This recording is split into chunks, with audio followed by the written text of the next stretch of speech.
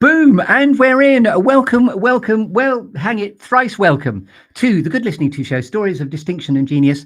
And this is a really special glow up day because Susan McGhee from Flexible Childcare Services Scotland has flown in specially from Edinburgh to be here today in the clearing. So very, very welcome. And thanks for coming all this way to the Future Leap Glow Up Studios, as I like to call them, in the Good Listening To Show. So hello, Susan. Hello, Chris, and thank you for having me in these swanky studios. It's very cool in here, and nice to fly down and be with you today. Lovely. Now, for those of you that haven't seen this show before, where have you been? I've been doing about 250 of these monkeys, but this is the show in which I invite movers, makers, shakers, mavericks, influencers, and also personal heroes into a clearing or serious happy place of my guests' choosing as they all arrive to share with us their stories of, well, just genius, really. And this is a hybrid because you're a founder of, obviously, Flexible Childcare Services Scotland, but you're also a very, very impressive leader. I had the privilege of seeing you speak when I was working with Dave Stewart at House for an Artist. Do connect with Dave Stewart from Fresh Air Leadership on LinkedIn as well. And that's how we met. So let's just ask you, do you remember how we met, Susan McGhee? We met at House for an Art Lover in Glasgow with Dave, where we were doing a session for some fourth year business students from Glasgow University, who were led by Matt Offord, I think, as well. Another wonderful great chap. person, yeah. And we had a super day, and you did your Spartacus moment in front of a great big rusty elephant. So, yeah. Very memorable from that point of view, but also thank you for remembering that I did that. And I am indeed Spartacus. You'll always be Spartacus in my mind. Wonderful. And in fact, I was texting you as you arrived from Bristol Airport, and I actually offered you a Morello Cherry Blonde or a raspberry Bakewell were the two choices. And if I may say, you do remind me, looking at you, in how beautifully, resplendently and colourfully you've turned up. Have you ever been called a Morello Cherry Blonde before? I absolutely haven't. And I didn't think there was any message in that choice of cakes, but perhaps there was. So. Well, it was just too obvious a cake. And there is cake coming up in what we're going to be doing as well. Good. I like cake. Cake is good. You've come to the right place.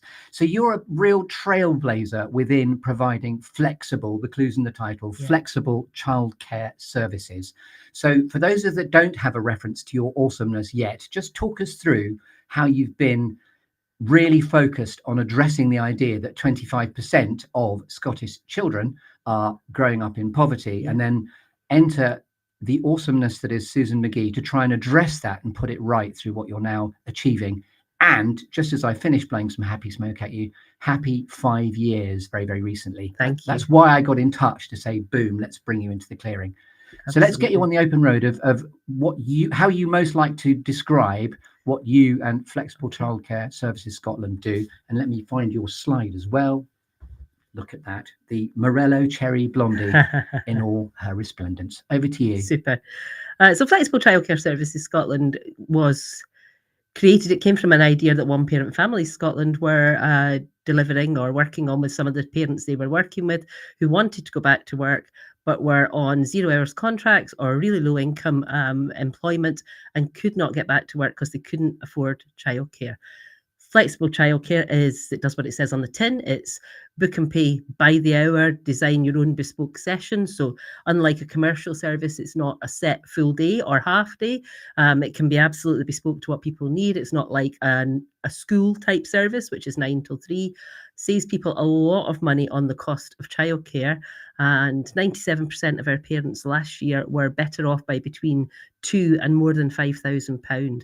So for the 1,000 parents that we're currently working with, we're basing that on a kind of mean figure. It works out just close to £2 million back in the pockets of some of the poorest families in Scotland. So it's effectively tackling child poverty and making a change. And you're propping up the Scottish economy because those parents are then freedom to make choices about going back to work, back to study, whatever they want to be doing. Those parents absolutely are. And there's a brilliant case study on our website of a mum who had been struggling to get back to work. She was a self-employed hairdresser, was only able to do a couple of clients, started to use our services, was able to do some more work, but has now opened a business and is employing other working mums in that business. So it's really contributing hugely to the economy. So we contribute to so many things, to early education, to reducing the attainment gap, to tackling child poverty, to improving family wellbeing, and to boosting the local and national economy. Flexible childcare is the way. And this was your brainchild? The original idea came from something that One Parent Families Scotland did, and initially it was a home-based sitter service type model that they sent somebody to the house of those families they were working with, and they did a small pilot project of flexible daycare.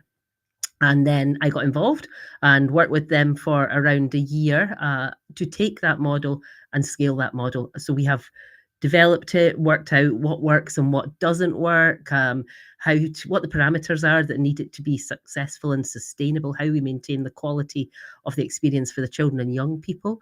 We now cater for children from babies right up to 18-year-olds who have additional support needs in a multiple range of services, from small groups that perhaps only have 8 children or young people with complex needs to an 80-place day nursery. So there's a whole range of things that we have taken that seed of an idea and grown it and scaled it, and have huge aspirations to do more. Congratulations. And also the fact you're 5 years in means you have ridden the crest of the wave of the pandemic as well.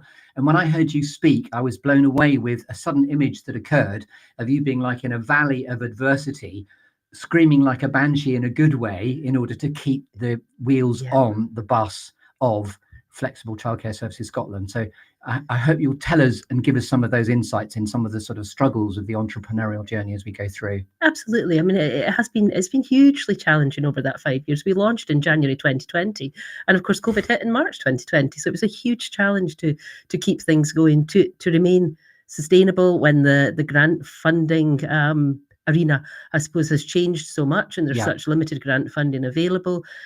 Funding rates that come through the nursery education grants are not enough to provide the service. So there's a constant juggle to get that balance between financial sustainability, providing the level of flexibility that families need, and ensuring the quality of early education for the children. So it's that kind of triumvirate of things that we need to get right to make things work. And it has been really, really tough. This is the hardest role in my career to date, but oh my goodness, it's the best. I absolutely love every minute of it. Even the tough minutes, we come through and I think, God, can we believe we actually did that? Yes. And we actually did it. So So let's get you on the open road of allowing me to curate you through the structure of the Good Listening To show, Stories of Distinction and Genius. And as I said, this is a leadership reflection moment because you are an awesome leader, but also it's a founder story because of the 5th year anniversary recently celebrated. So for those of you, again, who haven't seen it before, there's going to be a clearing, a tree, a lovely juicy storytelling exercise called 5, 4, 3, 2, 1. There's going to be some alchemy, some gold, a couple of random squirrels, a cheeky bit of Shakespeare, a golden baton, and a cake. So it's all to play for. Marvelous. Excellent. So the invocation is to go where you like, how you like, as deep as you like, whenever you like in the construct of this. So let's get you on the open road. Any questions before we start? I don't think so. All ready for it? I shall take Looking a chug of forward water, to cake at the end. and then we shall begin. There is definitely cake to play for. So, Susan McGhee, CEO, I didn't call you this yet, but I'm referring to you. I'd like to call you the Pied Piper-ess of Scotland is in the clearing. That gave me a real giggle this morning when I saw that. So, yeah. Lovely. And so take that title because I think it's true. Super. You're bringing gaggles of very grateful parents and children throughout Scotland as the Pied Piper-ess. Excellent. So where does Susan McGhee go to get clutter-free, inspirational, and able to think? What is your clearing or your serious happy place, first of all? I found this one really difficult when I looked at the thing. I thought, was my serious happy place and a place to think, and they're probably slightly different places for me. On a day-to-day basis, it maybe sounds a bit sad, but I absolutely love work, and I get a huge dopamine hit from working and from being with the children. Their sense of awe and wonder at the world, and their curiosity and their interest in things, I just love every minute of it, and the joy on their faces. And we're so privileged to look after them that it's wonderful. So I'm seriously happy when I'm in amongst the children in our services. But it's maybe not the best place to think and be creative as a leader of an organisation. I can think about what shapes we can make with a Play-Doh, but thinking about how we lead the organisation through challenging times and how we scale and support more families perhaps doesn't work in that surrounding. So for thinking, I guess I've got a couple of places. One thing that I really like to do is stop that really focused, oh, I've got to solve this problem, I've got to deal with this, and actually just go for a walk. And I suppose that's that magic of diffuse thinking, isn't it? Where you kind of set yourself something and then I'm going to stop thinking about that. But your brain's such a clever thing that even when I'm thinking, you silly dog, stop that, and dragging the dog along when I'm out for a walk, that the brain is actually still working and finding solutions. So walking, being outside in the fresh air really helps me to work through challenges and problems, and sometimes taking that step back and that break away, and you come back with that, yeah, okay, I've got the light bulb moment now, I know a way to get through that, and we can figure that out. So that really does it for me. And then in my sunroom on a Saturday morning at home, I wake up early, and I like to get up early. My poor husband gets a lie in maybe to about 9 o'clock if he's lucky on a Saturday, but I've usually had a couple of hours by then where I've sat and done a little bit of work or reading good leadership books or challenging my own brain with something different. So just sitting there with the birds singing outside and Frank snoring upstairs. Oh yeah. Meanwhile, But no, it works well for me, those kind of things. So it's nothing grand, it's just the simple things. You reminded me of that Nietzsche quote that Dave Stewart from Fresh Air Leadership reminded me of, which is the best ideas happen outdoors. And that is indeed true. You've got your dog with you by the sound of it as well. If you're usually, two dogs, yeah. And then we've got the sunroom. So you're going to choose which of those two spaces you'd like to be in now, because I'm going to arrive with a tree in your clearing. Oh my goodness. Well, we better go to the sunroom because the dogs are going to cause chaos otherwise, especially when they see a squirrel. So there are squirrels coming as well. In fact, that's inspired by the film Up, where the dog goes, oh, squirrels, but that's coming. Yeah. So we're going to be in your sunroom. I'm now going to arrive a bit existentially, deliberately, with a tree in your clearing, and I'm going to shake your tree to see which storytelling apples fall out. You're very welcome to hold I have an apple. Don't try and eat it. Nope. It's not got a sort of Sleeping Beauty-esque drug attached, but it is actually just a comedy prop. That's okay. Lovely. So this is where you've been kind enough to have thought about, it's the 5 minutes to have thought about 4 things that have shaped you, Susan McGhee, 3 things that inspire you, 2 things that never fail to grab your attention, and that's the squirrels, as previously mentioned. And then the 1 is a quirky or unusual fact about you we couldn't possibly know about you until you tell us. So over to you to shake the canopy of your tree as you see fit. Wow, super. Okie doke. Okay, well, I tried just to take 5 minutes to think about this, but I've probably had a few 5 minutes where I've dipped back into it and had another think. And anyway, those 4 things that have shaped me, and I guess the obvious one first is the kind of those that came before and those that came after. So parents, family. I come from a line of strong women. My mum's an incredibly strong woman. She was a businesswoman in social housing, studied at university when we were young. So there's that real role model, I suppose, there, and is a fiercely protective lioness of her family. So yeah, there's that kind of thing. What a great expression, fiercely protective lioness. She absolutely is. You wouldn't want to get on the wrong side of her. And then I guess my mother-in-law, who lived with us when we first got married, and is an incredible lady who brought up a large family. There were 9 of them, with very little. She didn't have a lot, but brought up a family of really good people with integrity, and we're just lovely, good people, all of them. And she did that. So I got that kind of background of strong women, and a good family, I suppose, to go to for support. And I feel inspired by some of that really. And there's lots of DNA in childcare implicit if someone's got 9 children. Absolutely, of course there is. Yeah, totally. And then those that came after. So I'm counting that as one of my 4, the befores and afters. And then by that, I guess I better give him a mention. My husband, who is always supportive of the crazy ideas that I come up with, and we'll put up with the but what if I did this, and the walks with the dogs where I go, whoa, hold on, and all of those things, and all the crazy challenges I throw at life. But my daughters, who again are 3 strong women, grown up now, but challenged my thinking and forced me to be a better person, better version of myself, the best I can be. And I think you learn so much from your own children, which if you told me that when I first had them, I maybe wouldn't have thought that would be the way it was. But I do learn from them all the time, and they hold you to a really high standard. And I think that's they continue to shape me. Every interaction with them, I think, continues to shape me, and I think that's really important to. And there's a grandson in the recognise. mix now as well, There isn't is there? a grandson. At last, a boy is born unto the empire of women. Absolutely. Harris, who is 2 and is an absolute delight to have. Yeah, and is we're all besotted with him. So. And I was delighted in what he calls you. So just tell us that quick story. I'm his Gaggy. I guess because he couldn't say Granny at first, and it was such a nice way to say it, and it stuck. And I love being Gaggy. If anybody else had called me Gaggy, I'd have been hugely insulted. But how dare you? this characterful, delightful wee boy calling me Gaggy is wonderful. And my husband got an even cooler name because he called Harris the dude. Harris calls him the grand dude. So we're Gaggy and grand dude, which I think is quite cool. I think that's very cool. Yeah, definitely. We're happy with that. So, and then I move on from all that kind of joyful stuff. And probably the next thing in my 4 things that shape me, I would say, is loss, which maybe isn't quite as cheerful. My younger brother died young from bowel cancer.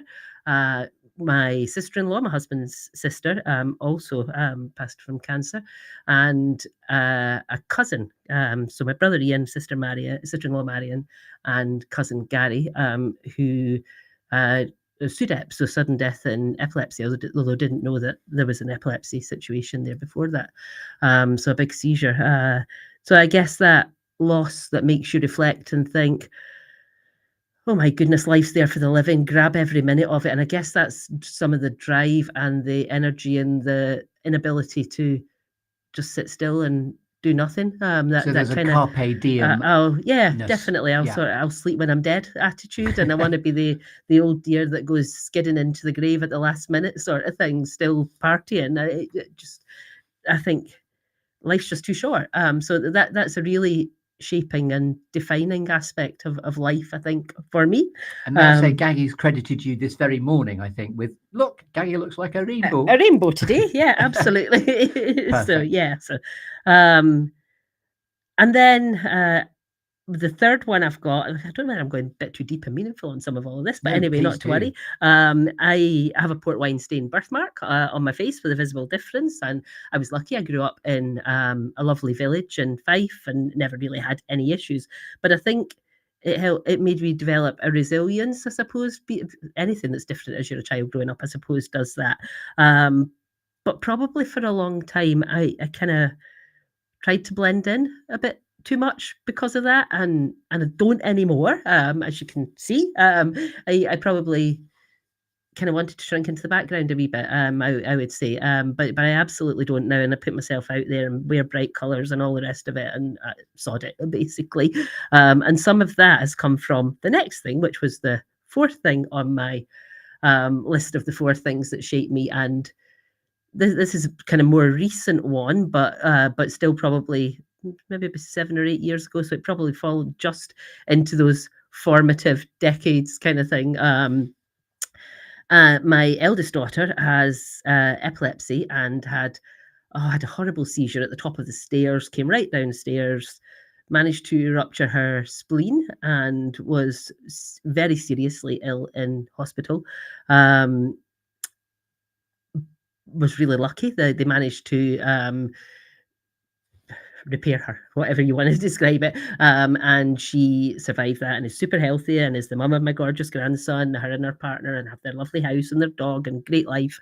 But that said, oh my God, you've got a second chance. Don't be hanging back. Just absolutely go out there, go for it. That's when I changed career from working in commercial side of childcare to do something different. It's when I got my mid-blonde shoulder length hair chopped off and bleached white and pink put in it and all of those things, and thought, do you know what, you just have to go for it and absolutely live it.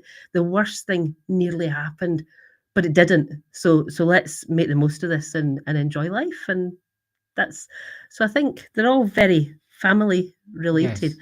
But I guess that is what shapes you, isn't it? Those that are closest to you and mean the most to you. Profound and lovely seismic shapeages, thank you. And now 3 things that inspire you, Susan. Super.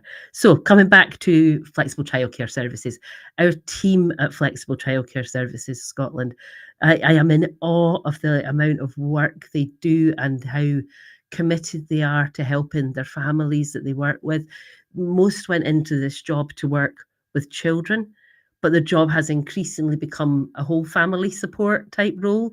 So they've taken on a whole lot of additional knowledge and responsibility around that. Traditionally, childcare is not particularly well paid. We are a real living wage accredited employer, so we pay at least that and upwards as much as we can.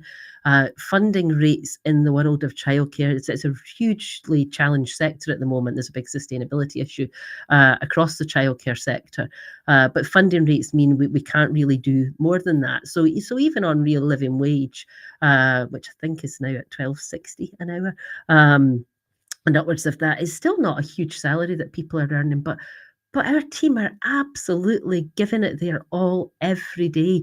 And some of the experiences they plan for the children, and then the subtle, gentle wraparound nurturing support that they offer to families, it so motivates me and inspires me. And that's the kind of thing, when we've had issues around the long-term sustainability of the organisation over that first 5 years, we employ nearly 200 people, and they are so good at what they do. Yeah, I can't let this organisation fail and let those people down. So they absolutely inspire me and drive me to keep this going and to do more of it, and actually to campaign so that funding goes up and we can pay people better for the job that they do. So. This has reminded me of that moment when I perceived you as being in a valley like a banshee going, no, because there was a sort of existential threat at one point, wasn't there, to the funding? There absolutely was, yes. We had a big funding gap, and our board, who are a great board, it's evolved slightly over time, but we're struggling with how we could continue to operate the service with a funding gap that we had. And I was very determined that we would continue to operate the organisation, and I guess it's a draw your allies around you, and do what you can to fill that gap, at the same time as I was moving house and becoming a granny and all those things at the same time. But you just deal with these things, and we dealt with it and came through that. But that team deserve every bit of that. We have to keep that going. And when I talk about them, and there's nearly 200 of the team, there's 1,000 families as well. I was going to say that was an obvious ripple effect. So the impact would have been a huge ripple effect if it had gone down. But the impact, if we can keep it going and we can do more of this for more families, that's when we start to eat into that 25% poverty in Scotland.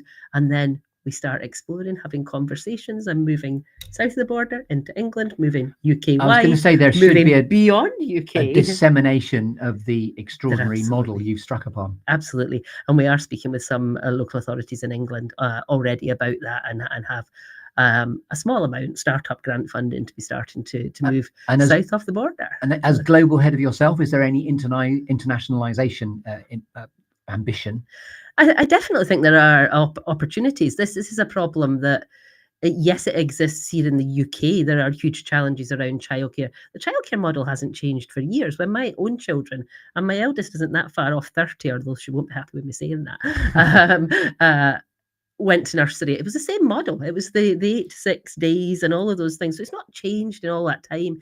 Yet the world of work has changed, and the amount of poverty people are facing and the cost of living crisis. There's so many things that have changed, and that's not just a Scotland or a UK problem. That is happening worldwide, and different economies obviously deal with that in different ways, but it is a massive problem.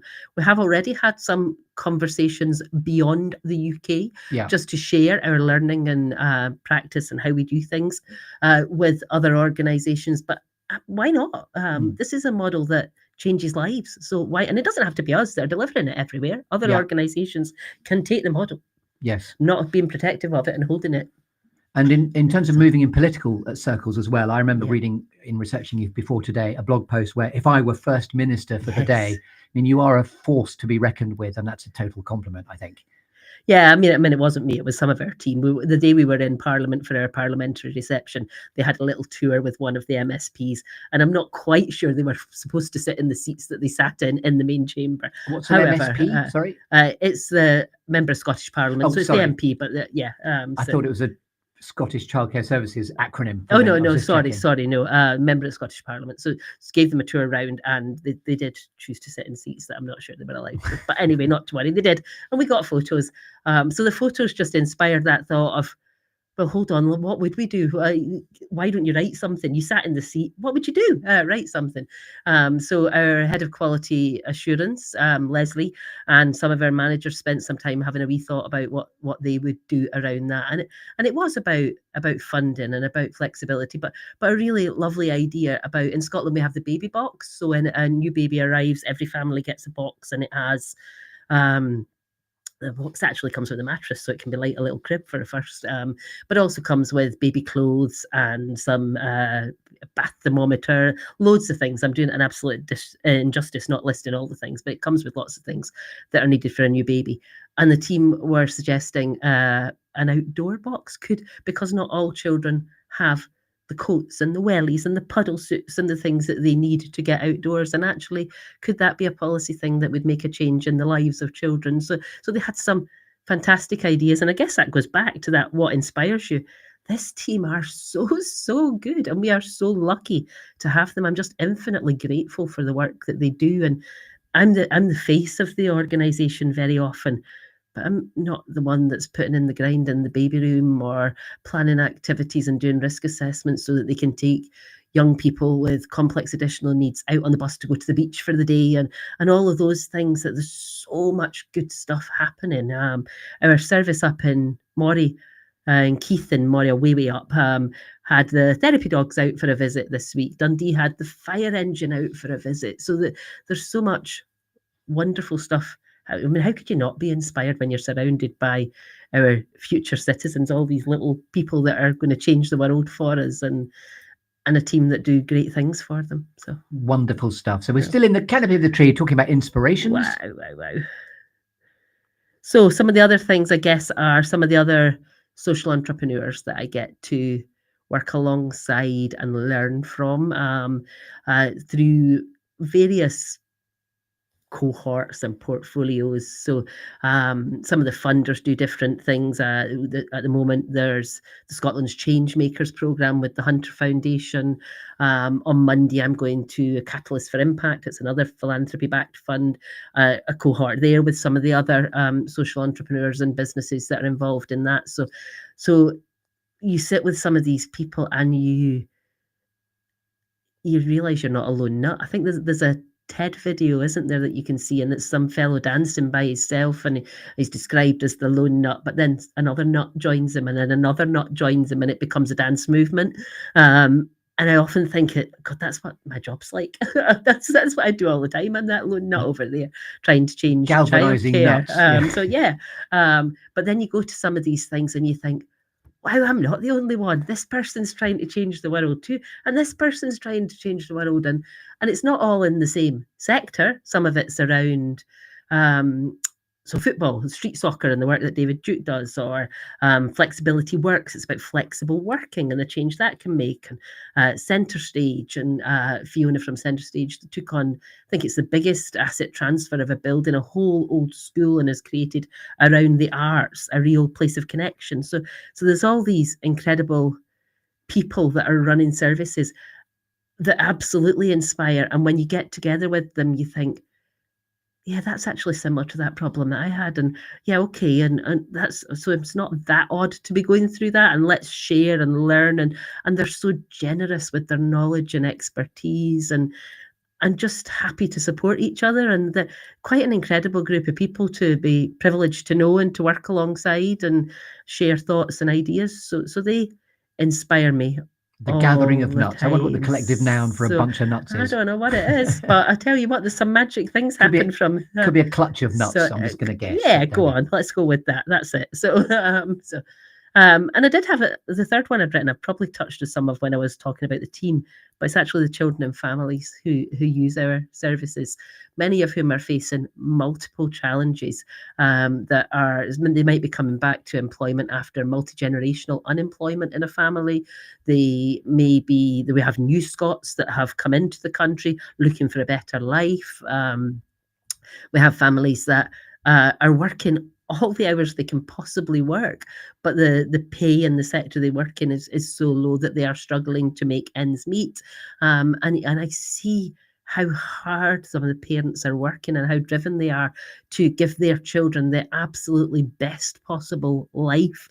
And that's inspiring. You see the mum who hasn't got a winter coat because the money's been spent on the children's clothes and things like that. And it's people cutting corners and depriving themselves of things to get things right for their children and working incredibly hard. And just that little bit of headroom by being able to use childcare flexibly and spend less on it, work more because you can flex your work and your hours to match, makes a huge difference. And then I think, imagine if they had that parent-friendly flexible working and flexible childcare, if we could get an employer to jump on board and do a test of change, something around that, what a difference it can make. It can be absolutely life-changing for people. So that, and children, because I've probably already said, you can never fail to be inspired by children. The ones that they'll pick up the most, a slug, and they'll come and show you with great excitement, and you've got to be excited, or a spider crawling up your hand, and you're having a great chat about this, and they're just full of wonder and excitement and interest in the world, and it makes us realise that we should be too. So yeah. Wonderful. Yeah. Now we're talking about a clutch of nuts again. There's another slide for you. Squirrels. Squirrels. So this is borrowed from the film Up, and this is apparently they look like that when they found a particularly spectacular nut to look at. Okay. Is the premise behind that picture, which I quite enjoyed finding. So this is now borrowed from the film Up. What are the two monsters of distraction or shiny object syndromes that you have in your life? What are your two squirrels? And I could even throw a squirrel at you. Are you ready to receive a squirrel? Go. Oh, and I caught it too. So what are your two squirrels? I like that you have nice red squirrels. Where I live in Scotland, we have red squirrels, and they're just lovely. They're very cute, much smaller than their big grey squirrel cousins. So I love the way you say squirrel. The only Scottish can say squirrel. That's that R, isn't it? So yeah. I guess the two things that never fail to grab my attention is, well, my gorgeous grandson Harris. I would drop pretty much everything to go and see him, or to when we get a silly o'clock in the morning video call just to say good morning. And I have a collection of wooden animals that I have in my office, and wants to look at Gaggy's animals and read the Rumble in the Jungle story and those things. So that, yeah, he would absolutely grab my attention at any time. And then the other thing, coming back into a more work and social justice world and all of that, is injustice. I hate to see injustice and people being treated unfairly or anything like that. It's just, there's too much of it in the world, and if we were all just a bit kinder to each other, I think that's your absolute superpower. You're be kind. Addressing injustice. So yeah. And in fact, I think the badge on my jacket today says treat people with kindness. And I thought, do you know what, if people just did that, and just had gave people a bit of time and a bit of slack and support, then life would be so much easier for everybody. I told you a story when I arrived earlier today about, I got on the plane this morning, and I had booked a window seat because I like looking out the window, but there was a gentleman in my window seat, and I thought, do I be that person? Do I say, excuse me, mate, that's my seat? And I thought, do I really need to ruin everyone's morning first thing in the morning on a flight? We've all been up early. Do I have to be that person that causes a scene on a plane? And I thought, no, you really don't. Just sit down. It's an hour's flight. Be nice. And of course, the great lesson we know is be discerning in life with which battles are worth fighting, and not all of them are. Absolutely, no, they are absolutely not. And karma plays a role, doesn't it, as well? If you're nice to people, things come back and work for you. So yeah, we like to top up our karma bank in my family. That's something that we reminds me of my favourite word in the whole world: reciprocity. What you give out, you will get back. You absolutely do. Yeah, totally. So, great squirrels. I love the fact you've got your grandson as one of your squirrels. That's great. And then now, finally, we're on to the one, as we finish shaking your tree, which is a quirky or unusual fact about you we couldn't possibly know about you until you tell us. This is a funny one because I guess I live my life quite publicly. I share a lot on social media about the things that I do, so people know a lot about me, and the things that I do. But I guess, I suppose, one of the character traits, and maybe people will say they know it about me anyway, I would say, and it might be a Scottish word, I'm not sure, I would thrawn, kind of stubborn and determined and don't like to be predictable and all of those. Say the word again. Thrawn. Thrawn. THRAWN, I think it is. Thrawn. So I hate to be predictable. I hate anybody to think she's the kind of person that would do that. Or when I say I'm going to do something, they say, nah, you're not going to do that, kind of thing. So some of the things, and there'll be lots of people that do know some of this already, because like I say, I have shared a lot of it. But the year I turned 50, I did a mile of burpees, a travelling mile of burpees. I did the Murph challenge. That doesn't mean you burp every pace. No, a burpee, that exercise, the most horrible thing ever. Oh yes, sorry. A travelling mile of burpees. So that was pretty interesting. Children would interpret that differently. Oh, we're going to do a mile of burpees. Do a mile of burpees. No. I did the Murph challenge that year as well. All those pull-ups and running and all the things involved in that. And now I am doing aerial fitness. So you will find me sometimes hanging upside down from a hoop, or swirling about on a piece of silk hanging from the ceiling. Upside down from a hoop and swirling about. Swirling about. So love that. Yeah. And if I may say, I didn't know you had a strawberry birthmark until you told us. That was another cool fact. Oh, there you go. Yeah. Wonderful. So, cool. Good. Great. Can you just say swirling about on a hoop again? So, well, I swirl on the silk. I hang from the hoop and swirl on the silks. So I'm very happy we got you to say that again. So we have shaken your tree, hurrah! And at this point, I'd just like to say, to credit Dave Stewart, who we both know and love from Fresh Air Leadership Company, I got this exercise. I didn't know in all my own leadership facilitation, coaching and work that I do. I got this exercise from Dave Stewart, and I'm going to be forever grateful for him, because it's the epicentric shaking of the tree of the exercise. So live on air, thank you, Dave Stewart, and I hope you're watching. Thank you, Dave. Thank you, Dave.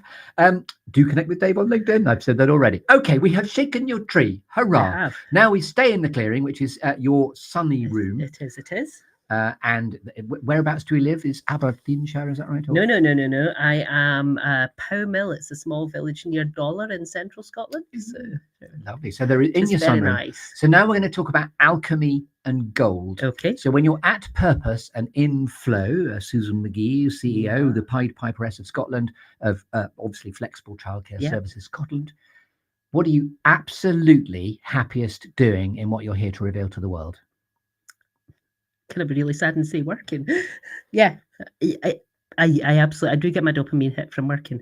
I love being, I find it really difficult to take holidays from work unless I've got something planned or something to do with the family, and I try to take some time out a day a week to go out and do something with my daughter and grandson and things like that. But I find it difficult to take time off because I love it.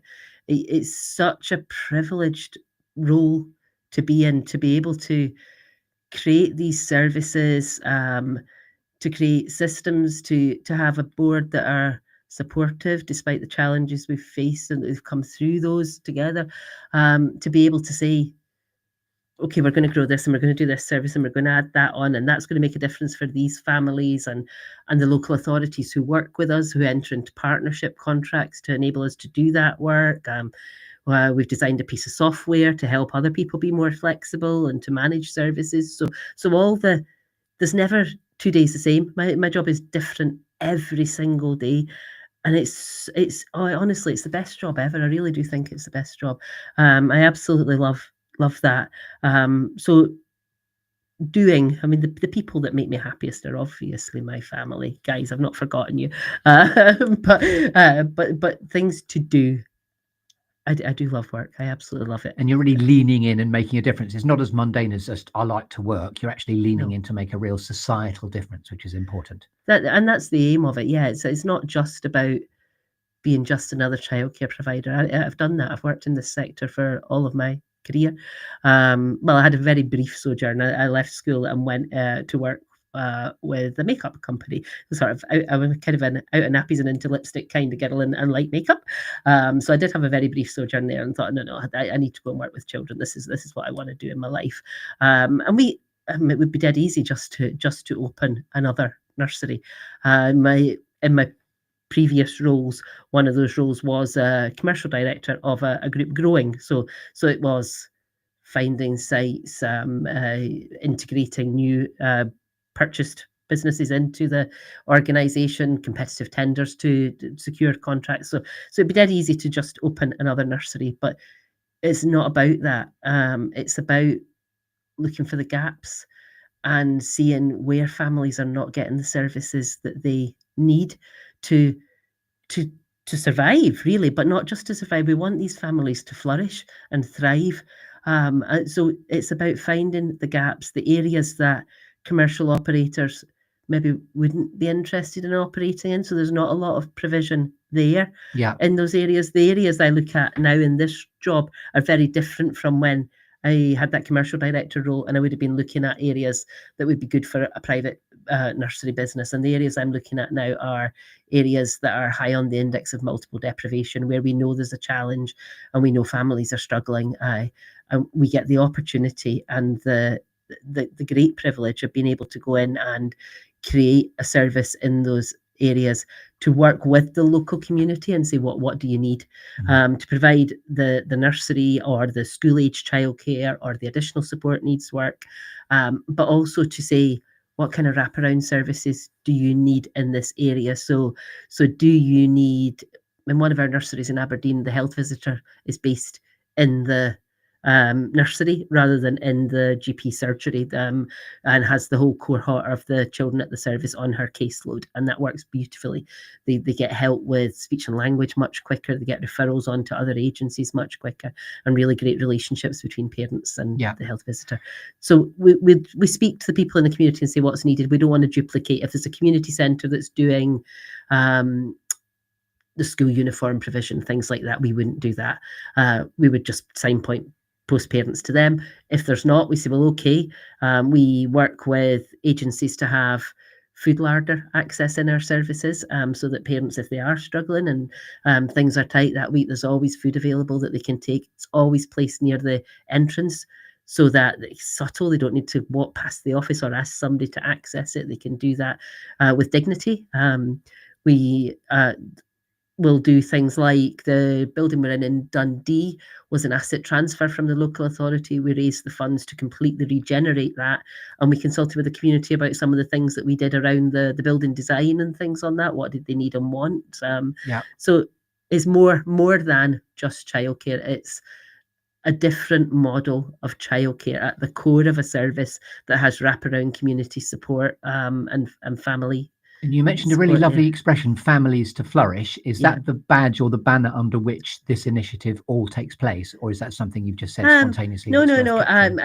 Flourish, I guess, is the word that's used in the Tackling Child Poverty report in Scotland around enabling families to flourish. And there is, without being too critical, because the policies are good, and the 1140 funded nursery hours that parents get, so it's like a nursery education grant. They get their funded places, and that's great, and it works for a large proportion of the families. It doesn't work for every family, and that's where you've got that quarter of families in the country that are still struggling. And it's, how can every family flourish? We don't want people to just get by. We want people to be happy and healthy and have enough money. And it's all well and good saying we'll put in place these policies to reduce the attainment gap and to improve early education. But if a child's been up all night because mum and dad have been arguing about how they're going to pay the electric because it's due to be paid tomorrow and it's going to be cut off if they don't top up their card, and what they're going to have for breakfast, and there's no food, so the house has been really stressful. They might not have heat on in the house. It might not be. A child's not coming to our door in the morning ready to learn if they've been up all night in a stressful situation and they've had no breakfast in the morning. They're coming to us for a wee bit of nurture first. And we have sometimes children will come into the service and they want their breakfast and then they want a wee curl up on the sofa. They don't necessarily, it is about education and early learning, but it's wrapped in nurture. It's a holistic model about caring for people and knowing that learning takes place naturally through the opportunities that are provided within the centre. And I believe I heard the story from you about something as simple and as basic as a coat rail on the way out, where parents, can you just tell us a bit about that story? It's a really simple idea, but it's about making things reducing the number of doors families have to knock on to get help. So if your wee one's outgrown their winter coat and it's freezing and they've not got a coat to put on to go to school, we have a simple rail in services that we say, take what you need, give what you can. So if you need a bigger size coat and there's one there, take it. If you've got one to bring in and hang up there, bring it and hang it up. If you've not, it doesn't matter. And actually, that's not just about you can't afford another jacket for your child. That's about the environment and the circular economy. And why would we buy something the child wears it for a few months and then toss it out? It's all about, I suppose it's going back years and years when things were handed down through families, and it's almost artificially recreating that. Hand-me-down rail. So yeah, exactly. And there's less waste. When I heard you tell that story, my daughter Lily is a primary school teacher, and I came back flushed with the beauty of that. And I think and hope that they're going to be instilling that within. It's such a simple, basic, really common sense idea. Yeah, and we did another one around Halloween time. And there's World Book Day, that's another one, isn't it, where parents are asked to get outfits for children going to school, and you're like, they can't afford to do that. Oh, why give Asda another £20 for an outfit, or any other supermarket? Oh, the supermarkets are available. So at Halloween, we had, again, just an outfit exchange. So give us what you can. And we got donations from people that didn't want to come and take another one. People just came and donated, so that families were just able to come to the rail with their child, pick something, and they've got a Halloween outfit. And it's so simple, but it's just about thinking, what can we do to make things easier and to help families? If I was in that situation, or when I was, or whatever the situation happens to be, what would help? Does it help if you're already tight for cash and school says you've got to dress up for Halloween, you've got to dress up for World Book Day, we've got a trip to such and such, and you've got to pay a £5 donation to that, and you've got the cost of the school day is a huge challenge for people. So we do what we can to reduce that. So families flourishing and a currency of respect in there as well. Absolutely. Everybody deserves dignity and respect. Everybody. Boomtastic. Okay, I'm going to award you with a cake now. Hurrah! This is the last section. So here we go, a cake for you. So first of all, Susan McGhee, do you like cake at all? I do like cake. I like lots of cake, yeah. And you had a Morello Cherry Blondie again this morning. Have you snaffled that already? I have. Yes, remember I had the great pleasure, I didn't know I was going to even do this, but call you a Morello Cherry Blondie. And here she is, if you're looking at the resplendentness of this. So now, this is stuff like now, the way you're going to put a cherry on the cake. Yeah. Okay. So what is your favourite cake, first of all? So we had a delicious cake at Easter weekend. I had everybody at my house on Easter Sunday, and my daughters are Rebecca, Louise, and Olivia. So Louise is the middle one and lives in Sheffield with her partner, Aaron, and they like to cook. So they made us a beautiful pistachio and raspberry and pear cake. And oh my goodness, it was gorgeous. Really, really nice. So I like pretty much any cake, but right now that's the top of my cake list. Just say the flavours again, just so we can all go nom nom nom nom nom. Pistachio, raspberry, and pear. Get in. Okay, now you get to put a cherry on your raspberry, pistachio, and pear cake by telling me now what's a favourite inspirational quote that's always given you succour, Susan McGhee, and pulled you towards your future. Okie doke. So I guess spent a bit of time thinking about this as well, about quotes and advice and all of those kind of thing. And I guess that kind of do the right thing even when nobody's watching sort of sits well with me. And with a lot actually of those social entrepreneurs that I was talking about earlier, that thing about doing the right thing. And I know I make life harder for our team at work sometimes because of that, because sometimes when you're faced with a problem, there's a quick solution and there's the right solution, and the right solution is going to be harder. And it's going to be more challenging, and it might mean there's extra hoops we've got to jump through, or we've got to get advice, or it might cost more. But ultimately, it's the right thing to do. And that's the route I want to go every single time. And it's tempting sometimes just, let's just fix it that easy way. That's fine. That'll sort it. But let's do the right thing, do the right thing, do the right thing. And I guess that comes back again to my not challenging that plonker that took my seat on the plonker that took my seat. Because to do the right thing was the right thing, not to disturb everybody and cause chaos. So in every aspect of life, and I don't get it right all the time, and we as an organisation don't get it right all the time, but I think that's something to hold yourself to try and do the right thing. So yeah, I think that's quite an important one. Just letting a bit of pause hang there. Lovely. With the gift of hindsight, what notes, help or advice might you proffer to a younger version of Susan McGhee now you've come this far? Care less what other people think. Absolutely. Do you know what? They're not even watching you half the time.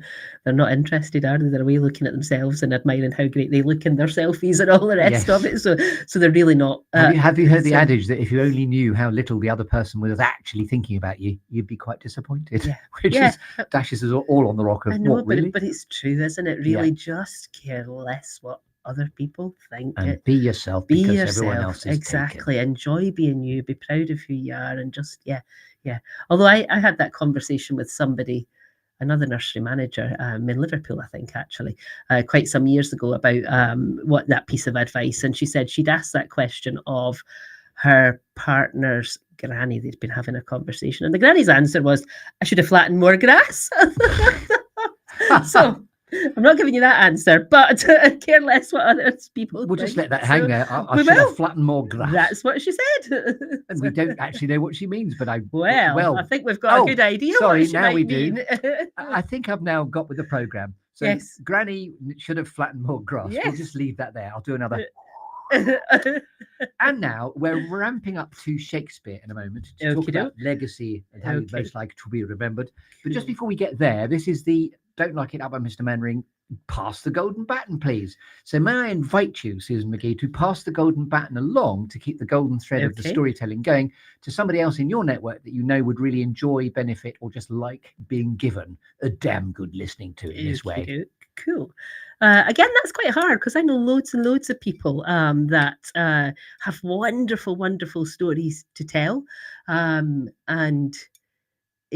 it would be so wonderful to hear some of them sharing those stories in that way. So it's really, really hard to pick somebody in particular out of some of those groups. There is a lady who I think is London-based, and you may know, Laura Henry Alleyne, writes the Jojo and Gran Gan books. No. Does some stuff for BBC Children's stuff now, I think, and has a childcare early education background. Laura would be super. Would you say her name one more time? Laura Henry Alleyne. Henry Alleyne. A majestic golden baton pass. Cool. Thank you.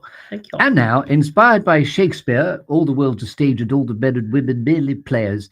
Now we're going to talk about, borrowing from the 7 Ages of Man/Woman speech, when all is said and done, Susan McGhee, CEO, Pied Piper-ess of Scotland, Flexible Childcare Services Scotland, how would you most like to be remembered? Well,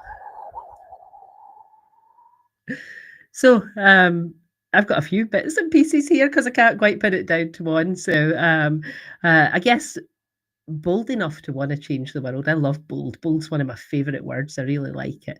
So I would like people to think, God, she was a bold, whatever they want to call me, on that banana. point. Yeah, exactly. On that. And brave enough to challenge the nonsense. Because some of the rules and laws we have are just made to be broken, aren't they? I mean, the ones that are about making sure you don't hurt anybody and that you're fair and things, then yeah, okay, that's fine. But there's too much nonsense out there. So challenge the nonsense where you see it. So bold, brave, innovative enough to come up with ideas and solutions to make those changes. So bold, brave, innovative, and colourful with fabulous hair. So boom-tastic. Right, I think that legacy is already in the bag. That's phenomenal. I hope so. Wonderful. So now we've got a very exciting moment, which is called Show Us Your QR Code, Please. And Joe, our lovely technician in the background, is now going to show a couple of QR codes. So first of all, we want to find out about, for those that can't scan the QR code, talk us through the website URL of Flexible Childcare Services Scotland, please, first of all. Okie doke. So it's just www.fcs.org.uk. And in the comedian in me, when I was researching, I was spelling it really carefully. I got one C too many, and then it nearly became FF. Anyway, it's not that. So just give us the acronym once again. So it's fcs.org.uk. Flexible Childcare Services Scotland. Boom. And scan away on the QR code. And if you'd like to connect with Susan McGhee on LinkedIn, here comes another. Show us your QR code, please. very exciting, this show. You see QR code and everything. There's things to scan. It's marvelous. I can't see where they're arising, but hopefully you're just amazed at the show as your QR code. Yeah. Wonderful. As this has been your moment in the sunshine in the Good Listening To show, Susan McGhee, and sincerely thank you for coming all the way from Scotland to be appearing in the Future Leap studios with me in the show today, which I'm very grateful for. And you're very, very welcome, as I'm sure you're feeling. Is there anything else you'd like to say? I think we've covered a lot. If anybody's listening and wants to talk about flexible childcare, I am always, always, always happy to talk to anybody about that, about how they can do it, about how it works, about whether we can help them do it, about the tools that we use, any aspect of flexible, accessible, affordable childcare, wraparound children's service, anything. I'm always happy to talk. So please do connect. I am on socials fairly regularly, so people will be able to find me on there. Wonderful, and thank you for that, and I'm sure they will. Get in touch with Susan McGhee. If you'd like a conversation about guesting in the Good Listening To show too, then please get in touch. It's thegoodlisteningtoshow.com. A number of series strands. This has been a hybrid of leadership reflections and also a brand strand founder story. And very, very excitingly, there's a new cut and thrust, which has been there all along in the mountainscape of the Good Listening To show, which is called legacylifereflections.com. A couple other QR codes may be popping up at this point. And without any morbid intention, that's a way of using this unique storytelling structure to capture either your story or the story of somebody precious to you, near, dear, or close to you. Again, without any morbid intention, but for posterity, lest we forget before it's too late, using the unique storytelling structure of this show. So I've been Chris Grimes, but very, very majestically and importantly, an ambassador for Scotland and really helping the community and leaning in. This has been Susan McGhee. Is there anything else you'd like to say?